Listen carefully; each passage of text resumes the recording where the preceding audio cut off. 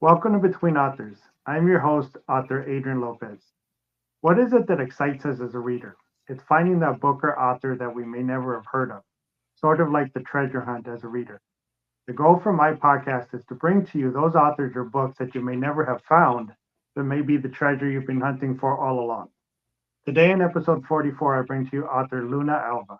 We're going to go over a little bit about who she is, what she's published, what she's working on, and maybe what her plans are for the future. Welcome to the show, Luna. Hi, Adrian. Thank you so much. I am really happy to be part of this podcast. Yeah, absolutely. I'm happy to have you here.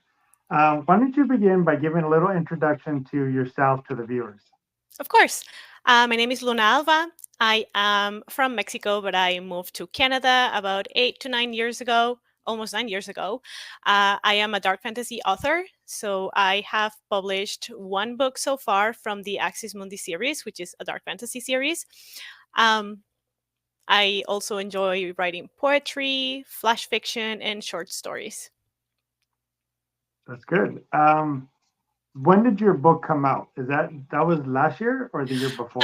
No. So the first book in the series Axis Mundi is called Wind Weaver of Dreams, and it Uh-huh. came out in 2021.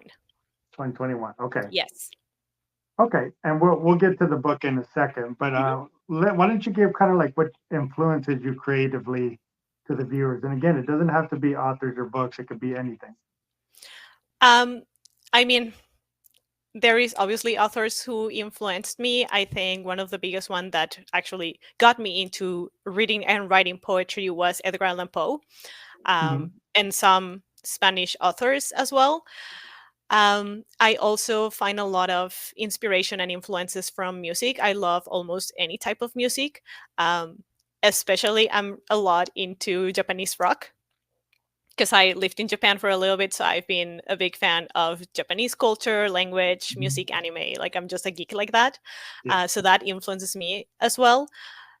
And one of the biggest influences recently, I can say, would be Cassandra Clare. She's an author as well.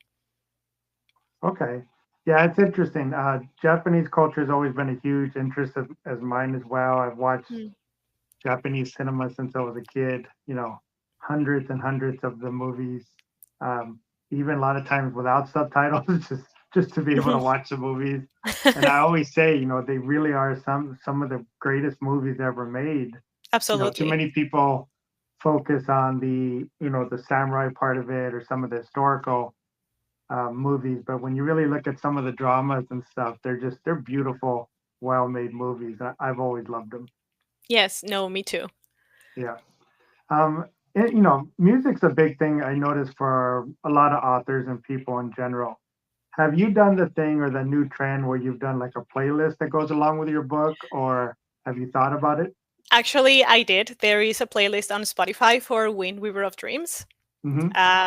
It has everything from, I mean, mostly Japanese rock. There is some metal in it, some rock. Like I'm more on the rock metal side of music, but like Hmm. if you meet me like on an odd day, I will be listening to like salsa and cumbias, or maybe like K-pop and Britney Spears. Like it's just it is It very depends. broad. Yeah, it Yeah. depends, but Yeah. my go-to usually is rock and metal in general. Yeah. I know you mentioned too that some of your influences were, other Mexican authors and writers. Have you found it, maybe not when you lived in Mexico, but when you went abroad to Japan and to Canada, have you found it difficult to continue to follow them? I know Amazon makes almost anything reachable, but have you found it harder to be able to find some of those Mexican authors or those Latin authors? Not really. And honestly, like the biggest influences that I had from Mexican or Spanish authors in general was for poetry. So like poetry from like, I don't know, maybe the 18th century, Oh, like a okay. really old, old poetry. Like I used to, I borrowed a book from my grandma, and it was like typewritten, like with the typewriter. It was Hmm. yellow, the pages were falling apart, but I was just like enchanted by the poetry. And there is like me at 12 or 13 trying to learn these poems just like to recite for myself. Yeah. So that is mostly my influence from those type of authors. I haven't read a lot of more, um, I guess, recent Latin authors. I should. I think. Oh, sorry, I forgot her name. I think her name is Sylvia. She wrote Mexican Gothic. I don't know if you have Okay. heard of Yep. that. She is the most recent that I have read from Latin Okay. authors. Yeah, I know that. I know there's a big wave of Latin authors or Mexican authors in horror. I know that are coming Mhm. through a lot more in general, but like as usual, you don't see them, right? You don't see them on book talk. You don't see them on a lot of the stuff. A lot of it's word of No, mouth and really trying to find them on that side. exactly. Yeah, I mean, you are part of the thing that we were trying to do with the Latinx Indie Author Alliance for that reason, really just trying to get our voice out there because you don't really see that, right? Mhm. You see all the, basically on book talk when a book catches, right? Everybody's reading it. No matter which book talker you're looking at, they're reading that copy, they're talking about that copy. It's sometimes the same 10 to 12 books that almost Yes. every video is about. And you do, luckily, there are some accounts that are very supportive of Latin, writers, and they start talking about and mentioning them, and some of them are starting to pick up because of their works and stuff. But yeah, it's always a shame that they're just not out there enough, right? It's not as mainstream as you would hope. hmm Yeah, Yeah. that's right. Let's talk about your book then. Why don't Okay. you let the viewers know the name of your book and kind of give them a synopsis or summary about what it's about? hmm So it's called Wind Weaver of Dreams, and it's about a Mexican girl in her mid 20s, who decides to follow her parents to Japan in hopes that she can get like a good experience of living abroad in a different country. She's a big fan of the Japanese culture. Nothing to do with me, of course. It has nothing to do with me. Um, and she's also hoping that this will help her with some visions and some dreams that she has had since she can remember. Hmm. Uh, and soon she realizes that it's the opposite and things start getting even worse to the point that she's having like hallucinations while being in Japan. And slowly she will realize that this is connected to past lives. Okay. So, not to give a lot of spoilers, but there is past lives, there is a lot of Japanese and pre Hispanic mythology in the book. So, we have like a clash of two cultures, right? The Japanese Yeah. culture and the Mexican culture. So, you will have a lot of that. There is demons, there is dragons, there is some love. However, I don't write romance. Like it's not romantic fantasy. It's like fantasy with romance. Yeah. So it's not the main focus, of course, With a of the sprinkle. story. Yes, like there is a sprinkle, and like if you like romance, I think you're gonna enjoy it. But I really like the part of like mystery and thriller and like monsters and fight scenes and people using katanas and swords and bow and arrow. So there is a lot of that. So do I. So I understand that completely. Yeah, honestly, I read a little bit of the blurb and I kind of, had looked at some of the stuff for your book. As we've known each other, we've been supporting each other and hmm our posts and stuff. But I'm really interested now. The more that you kind of talked about what it's about, especially with that mix of Mexican folklore and Japanese historical on that side too. I love all of that. So I'm very interested to read your book now. Honestly, Thank um, you. I know you're saying technically it's not about you, right? It's not the Luna story, but did you use a lot of your experiences in Japan, that some of that culture shock as you go over there, as some of a foundation in terms of the storyline, as she goes Absolutely. over and as she started learning? Yes, absolutely. Like I took a lot of the time that I spent in Japan because I was in Japan for about 6 months. So I took in everything that I saw there, and there is a lot of what I lived in that country that I put into the book. Like for example, one of the characters, his name is Renzo, and he lives in the apartment that I used to live when I was in Japan. So like it's like there is not like a huge description of the place, but like in my head when I wrote it, it's like, oh yeah, he's gonna live in the same apartment that I'm gonna live. And then Joanna, when she moves, she lives in an area where I used to go to pay my rent. So like I took those little places that were like really imprinted into my memory to use them as part of the setting for the book.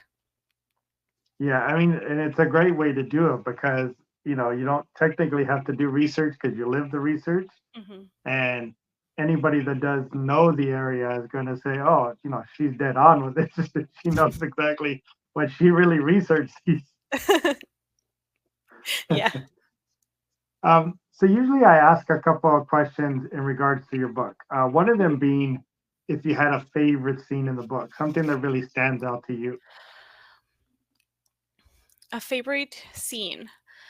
I think one of the scenes that I enjoyed writing the most is I'm going to try to explain it without giving too much spoilers. Yeah. So, okay, so basically, in my series or in my universe, because I created a universe for my series, there are 5 different worlds.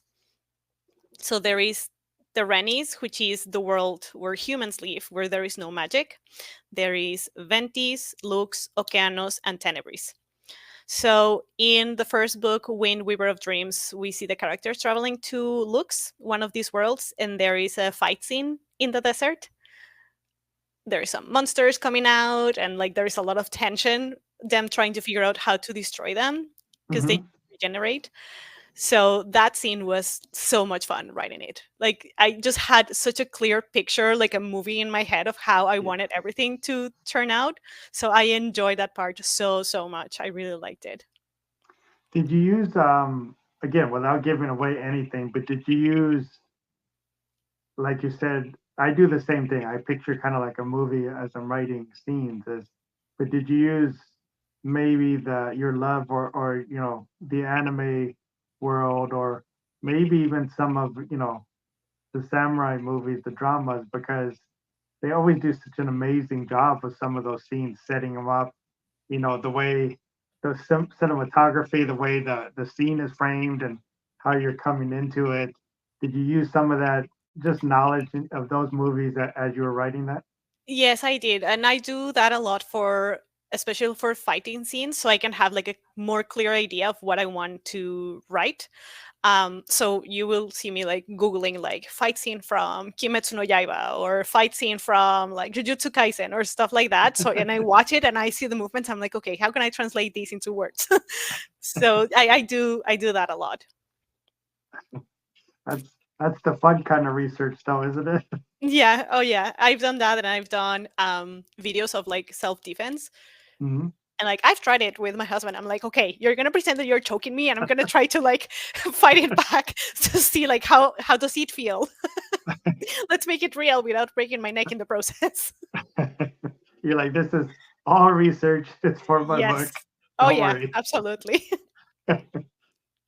Uh, on the opposite end of that, did you have a scene in the book that was hard, right? Maybe a scene that was hard to come together or something that was just difficult to write? Yes. I think there were two parts of the book that were the most difficult. I think the first one is coming up with the origin of the world, because like I used a little bit of the tree of life from the Maya culture and from the Yggdrasil from the Norse culture to Hmm. come up with like how the world exists and how these worlds coexist in that same planet. So and that is the axis mundi, right? So it's Hmm. the axle that holds these worlds together.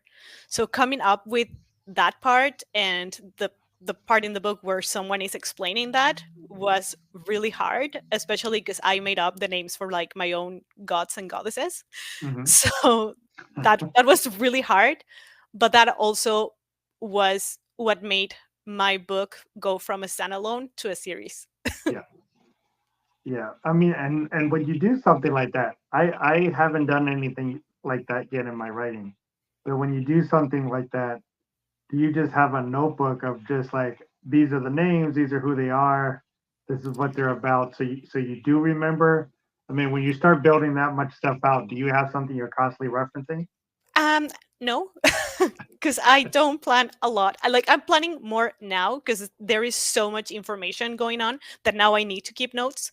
Yeah. But when I first started, no, like I sat down and then the scene started to like come together as I was writing. And then when I realized what I was doing, I was like, okay, hold on. Okay, let's come up with the names. I'm just gonna write them down in the scene, and then I just had to like keep coming back to remember what I wrote. I mean, after I made a list and everything, but in the beginning, I just like put everything in there. And I was like, we're just gonna deal with this. When editing comes, then I'll worry about I'll, the I'll plot holes figure it and out everything later. else. Yeah, I'll let Luna from the future worry about that. Luna from the other world, she'll take care of that part. Yes. I don't Yeah, have to she worry can deal about with that. it. Exactly. You talked a little bit about how you're looking at the different cultures, mythological side of it, stories. Mhm. So usually I ask a question about research. We discussed a little bit of you and your experience in Japan, your experience in Mexico. You used a little of that for some of those stories. But what kind of research did you do for this book? Um, there was a lot because basically in my book all the religions are a single one. So Hmm. like I took every ancient religion like from the Egyptians, Greek, and then obviously Maya, Aztecs, and just made it up as it was all the same. And the only reason why the gods have different names is because like it's in their own language, but they're all Yeah, talking about the same god. yeah, So because I unified all of this in my universe, so I had to read a lot of everything, like yeah, from Greeks. I also bought a book from the Sumerian uh, cultures just to have more insight on like what the gods looked like and what their powers or whatever was in that culture. I actually read the Epic of Gilgamesh to give me more ideas. So uh-huh. it's been a deep research. I even went, well, I mean my parents moved to Cancun not long ago, so I decided to go on a trip and like a research kind of trip. So I went to like the pyramids and like took notes of everything that they were explaining so I can bring that into my books. Yeah, that's great. I mean, honestly, I'm sure you're similar, but I've always loved all of that stuff, right? Just information in general. I love watching documentaries on almost Mhm. anything. If I hear something never heard of before, I try to go look it up, find out. I just love knowledge, right? Just learning things. And Yes. you know, am I ever going to learn it enough to be an expert in it? No, but you start picking up all these little bits of information from everything, and it just gives you such a good foundation to be able to do stuff. And like with your writing, with all that foundation of the different cultures, the different religions, the different experiences that you put together, it's just going to make this series as it goes on just that much more incredible because you have all these things to pull from, right? And it's just a beautiful thing when that comes together like that. Yes. So that's book one, you said. Do you have a plan on how many books overall this is going to be, or are you going to kind of like just let it come as it goes? No, now I have a clear idea. So actually, the second book is called Fire of Life, and it's coming out on April 26th this year. So I Okay, even have like already my not for resale copy that I bought from Amazon. nice. um, so this is book two. I'm hoping to release book three maybe by the end of next year. It depends. I'm in the process of moving across country. Yeah, So well, I settle and everything, but I don't have plans of like pushing it too far. So there will be three books in the same timeline, and then there is going to be a fourth book that I'm going to make it belong to the same series, but it's a prequel. okay. And when you finish, right? Say you finish your series, the current series. As you mentioned, you've kind of built out a world, right? You have a world or worlds that you kind of built together. for the storyline. Do you foresee in the future, once you finish this and you continue writing, are you going to try to go after something completely different, or maybe just an entirely new storyline within the world you built and kind of use the world as a foundation maybe for your writing?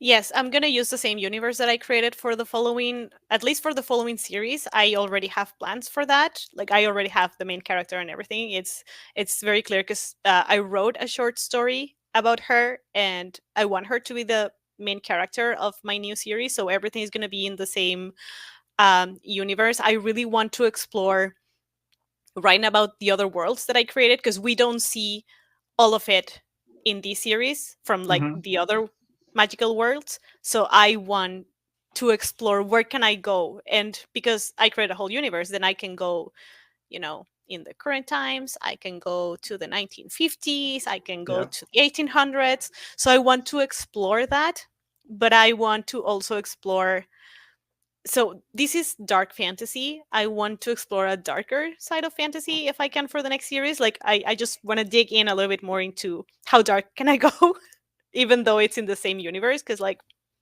it doesn't really matter, right? Yeah. It's So it's yeah, your world, right? exactly. You can do anything you want on that side. Exactly. So I think for now those are my plans. You By going darker, do you mean going more on a horror route or just going deeper with the themes and kind of, ideas that you're carrying through the story? I want to explore horror a little bit more. So I might add more horror stuff to the next series, like Okay. within the fantasy. Uh, but yeah, I mean, I think the theme in general for Axis Mundi is already quite dark, especially by book two. Um, but we'll see. We'll see how scary I can make it for the next ones. It's interesting too because I pre-record these, so we're pre-recording this episode for a later release date. You may be airing right around the time book two comes out, right? So I'll have to figure out what that timeline is, but hopefully we can get that to kind of tie into right around the release date of your book That'd be and this amazing. episode. Yeah, Yes, it might work out. I can't put it in my head right now exactly the dates and the episode number, but you may be fairly close to that date. nice. So we'll see how that works out. But another question for you. I mean, we talked about a little bit about poetry being a big thing you read as a child, big influence. Same for me. Poetry is a big influence for me. Some point I plan to come out probably with a poetry collection, um, Nice. as time permits, because that's always an issue. Hmm. But is that something maybe at some point you would an avenue you'd go down, or is it not something you really are thinking about until you finish all the stuff you really want to get through? I might. I mean, I have released some poetry here and there on social media. I do have some poems that I have written and that I have on my drive. So that would be a good idea. Like I would explore that part because like that's how I started writing. I started by writing poetry and then I started writing stories. So I think that would be really nice. Um, I am also planning on releasing a book with only short stories, and it's the same thing. All the short stories are in the same universe, just like characters having their own, even if they're a side character, just having their own MC moment with like whatever they were doing at the time. So there is Yeah. already one in my coffee page that people can read. So yeah, that is another thing that I'm planning to do. Okay. Um, yeah, it's interesting for those that do enjoy poetry, writing, reading. It is a good it is a good creative outlet Hmm. when and you don't I don't want to say technically you get burnt out when you're writing the novels, over and over, but it is a good reset sometimes, right? A good Hmm. reset to kind of get you and spark it again. The beauty of poetry is, a lot of times the prompts, because the prompts you have to think outside of sometimes your normal box that you write in or style you write in, and it's a good way to kind of get those juices flowing again and get that spark going. So it is Yes. always a nice little reset when maybe you're like, I've read this 34 times in editing. Let me just go take a break. And it's a good always a good reset to kind of just get you back out of that and get you ready to to go back in and start chugging along again on the story. No, for sure. Absolutely. Um, okay, so again, you've say you finished everything you want to do in your worlds, right? You finished the side stories, you finished your series, maybe you've done a second series with its own collection of books. Is there something in the future you would like to do, like to attempt? And by that, I mean not necessarily a storyline or an idea, but maybe is there a genre that you enjoy reading or you enjoy that you may want to lean down that direction a little or attempt someplace in the future? Maybe there was a time that I really enjoyed reading thriller. So maybe like crime thriller kind of thing I would like to explore. It's funny because I read a lot of like young adult, but for some reason, every time I try to write something in the genre, it just gets really dark, and I'm like, well, we just went there again. Maybe I could try. I would be willing to try, but I just fail every time I You, try. you know what's what's interesting though is maybe that's a subgenre of it that people are looking for, right? You never know. It might be because really you're the audience, right? You are a reader of young adult, right? Mhm. But you also have the other interest, right? You have that darker fantasy interest that you're writing and that you enjoy, and you're not alone, right? There may be a huge audience out there that enjoys the young adult, but does have that other love for that little darker side of it. It might be something you try. You never know. I mean, again, beauty of being an indie author, you do anything you want, right? It's your voice that you want to do. That might be something you want to try in the future. You Yeah, I might be the one that actually starts the whole subgenre. I actually started like referring to my books not dark fantasy, but like twisted fantasy. Because it's like it's fantasy, but it has like this dark twist, but maybe it's Yeah, not like dark fantasy. So I just like said like it's like a twisted type of fantasy. So yeah, maybe yeah, that would be really cool. yeah. And another thing too, I've always noticed that I mean, almost any book that you can think of, there's multiple genres that it fits in, right? There's always Mhm. your majority genre, but then you have all these subgenres. It'd be Yes. interesting because you do kind of like the thrillers and you do like that direction. It would be interesting if you stayed in your own world, maybe on one of the short stories or one of those side things, and you wrote it strictly as a thriller. So you kept it in the world and went that direction as a genre. That might be an interesting attempt to see how you put those things together as well. Yeah, I did think about it. Like just made I already made the universe and just explored different genres in that same world that I already created. Yeah, I mean, especially if you're calling it twisted fantasy, I mean, you have so many directions you could go. Yes. A thriller, mystery, horror, you could just take it down any of those avenues that you really want to attempt. Exactly. Yeah. Um, again, is there anything else in the future you really want to do as a writer, like a goal you may want to have? We all want to write the series, the book, but is there something at some point you want to say, I really do want to attempt this? Um See, I keep going back and forth with the idea of trying to publish traditionally. I still don't know when that's gonna happen or Yeah. if it's gonna happen. Like it has been in my mind and I keep going back and forth like, should I do it? No, I'm not ready. Should I do it? No, I'm not ready. Maybe that would be something that I would explore later on. Right now I really like being an indie author just because I can do whatever I want. Hmm. um and I don't know, I think maybe it's a very ambitious dream, but I really want to be recognized as a good or like yeah, like a good Latin author. Like I really want to be recognized as that. I hope I can show people that there are so many authors out there that we might not be in the bookstores, but we can write really good stories.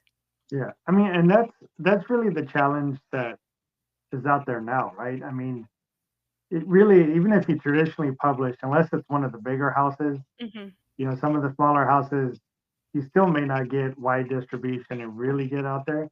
But the thing about it is, whether you're self-published, whether you are a small published house, whether you're any of those other ones, or even a traditionally published, there's so many writers that are just so talented and just so good at what Yes. they do, and it's a shame.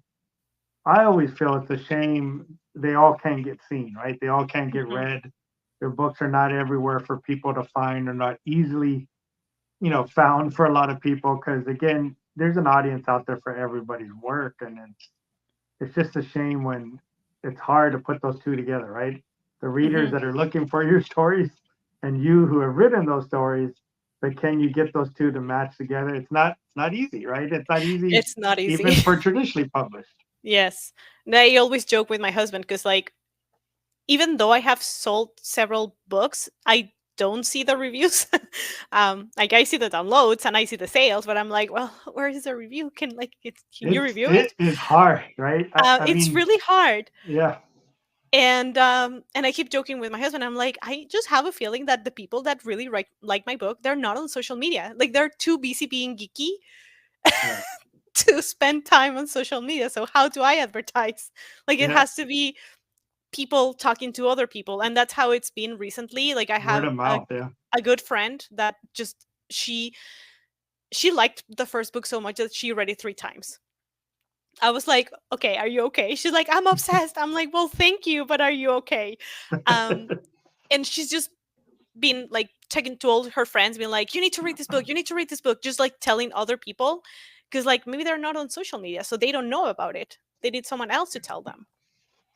Yeah, reviews are very, very difficult. I mean, So difficult. I did a thing with my werewolf book where I did the 5 days of free ebook, right? And Hmm. I sold over 100 copies of the ebook, right? And the last month and this month, I've been over 2,000 pages read, which my book's like 215, so it's about 10 books read in total. This year, I'm probably gonna, and this month I'm gonna hit 3,000. So again, it's probably another 12 to 13 books read.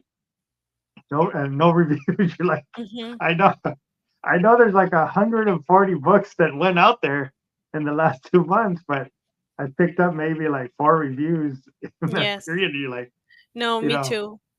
but again, when you're talking about ebooks, it's difficult because a lot of people add them to their Hmm. Kindle or whatever, and they don't necessarily go read it, right? They're just adding it. They may not read it to the end of the year or next year or something. Exactly. So it's hard. It's hard to really gauge what that means, but it is difficult, right? That you're like, could I at least get like 5% or 10% reviews Yes, from that exactly. 100 and some books that were downloaded? Yeah, and I mean, I know I took a little bit of a risky road, well, when I wrote my Axis Mundi series, because like the main characters are Mexican and Japanese. Like, can we speak about minorities in books? So, like, I don't know, maybe a lot of people are not interested in this culture, or like See, maybe they don't feel connected with it. So that's also hard because like it's so specific. yeah, it's hard to, again, it's hard to gauge, but I would say you do have a big audience for both, right? You do have an audience Yeah. that absolutely loves Japanese culture and everything it has to offer, right? You do have a big audience for Latin culture, Mexican culture. That's been something that's been picking up Hmm. recently, and you do see more of it, right? But again, it's, can you get yourself in front of that audience, right? They're there, Exactly. they're out there, and it's just, you're going like this with your book and say, hey, I'm over I here. know. But I know. it's hard. It's hard getting those things to meet up, right? And to match. Yes. Yes, it is really hard. And I also was surprised that a lot more men read my book than women. Like, that blew my mind. Like, that was one thing that I was not expecting. Like, when I wrote it, I was like, oh, all the girls are gonna love all the fangirling in here. And then most of my readers have been men. I'm like, okay, okay, I see what guys like. I'll continue. It was really funny. Like, you just never know who is really interested in your book until you start finding them and you're like, oh, okay, it is so Yeah, different from what I thought. yeah. It is interesting, really, when you get out there and you see the countries that are buying it and where it's going Hmm. and the different directions on that side. It is very Well, interesting when you really start digging in and looking at it. exactly. Well, with my book, I'm in Canada, and I can tell you that I think probably 95% of my sales have been in the US, and the rest is split between the UK, Australia, and a little bit of Canada. I'm like, okay, why? Like, Yeah, that's so it's almost weird. like Canada doesn't read or anything because even my sales is like it's one in Canada, right? And I got a bunch in UK, bunch in US. You know, it's weird. I got a bunch in Germany that completely surprised me. Just Yes. random that Germany bought a bunch of them, but yeah, Well, I it's had very two in interesting. Japan. Canada seems like they're just like we're not interested in reading.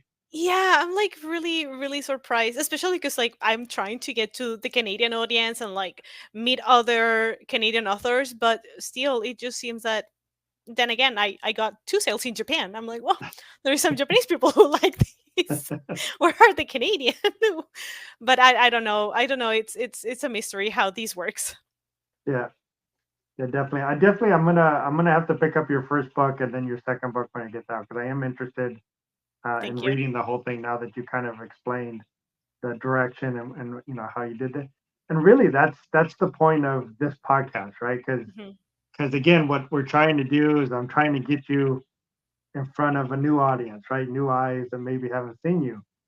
But the beauty Yes. of doing it like this, right, is they get to see you, the author, right? They get to connect with the author, and it's that connection to the reader that always helps, right? And when they get to Hmm. see your personality, they get to see why you wrote it or how you wrote it or how you went about it or where the idea came from.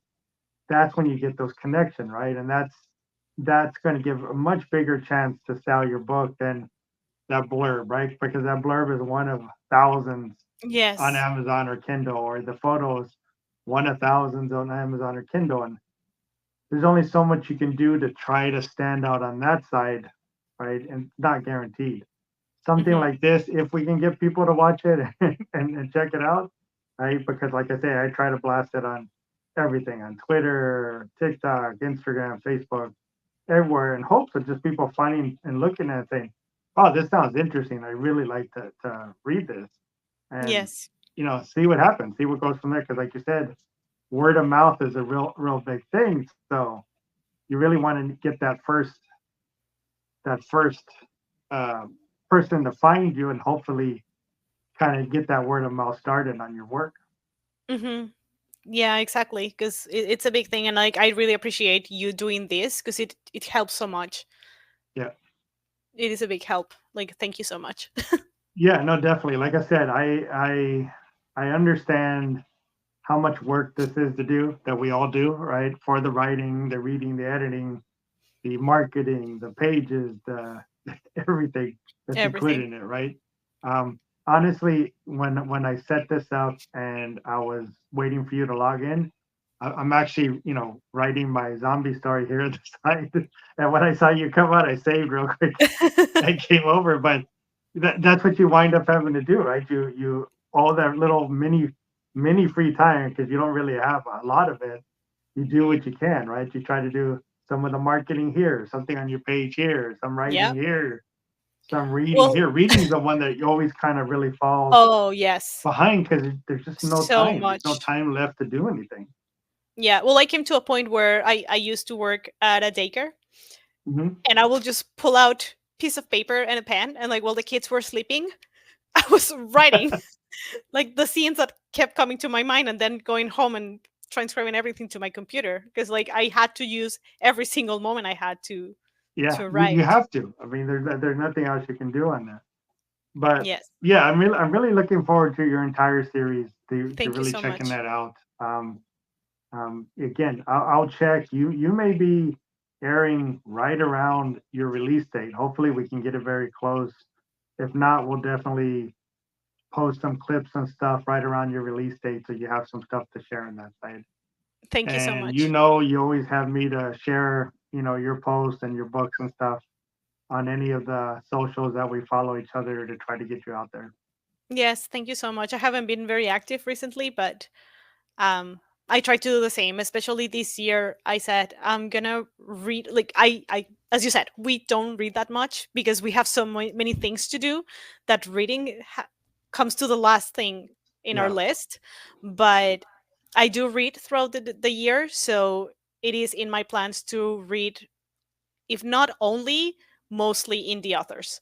yeah, So I yeah. have added your books. I have Thank added you. Bonita's books as well. So I'm Yeah, hoping, like, slowly to make my way through all these indie authors, because, like, in the end, we just have each other to support each other, right? yeah. I mean, really, and I feel bad sometimes because the same thing. There's a lot of other indie authors who've Hmm. bought my book and read my book, and you know, I appreciate it. You really appreciate when others do that and they leave a review or they do a video review. You're like, you appreciate that, and I want to do the same. I was like, I cannot find the time to read. I can't. I want to, but there is no available time left. You work full time.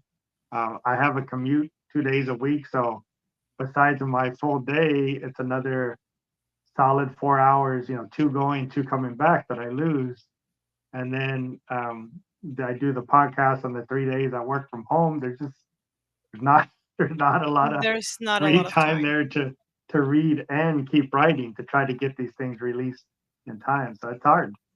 It is hard, but we're trying. Yeah, I know. I know. We'll keep chugging at it as always. Yes. But I just want to remind the viewers that are watching, the photos of Luna's books will be up on the screen. So you'll be able to see the book that's currently out and the book that may be out as this episode airs or coming out or just came out uh, fairly close to the airing of this episode. I will leave all the links down below for Luna for her books, websites, socials, anything she wants to leave down there for you to be able to contact her. And definitely leave us a comment if you have a question for either Luna or myself or anything you want to discuss. We'll be happy to read those and answer those. And just want to thank you again for coming on, Luna. Again, I really do appreciate what you did for the storyline because those are again are two cultures I truly love and enjoy. And I'm really curious now to see how you kind of intertwine those. So I'm definitely going to pick up your books and like you at some point I'll be able to read through these things, but definitely interested in finding out, where the series goes and everything. And I, just want to thank you again for coming on. No, thank you so much for inviting me. It was a really nice experience. Thank you so much. No problem. Thank you. And thank you viewers for watching as well. Goodbye.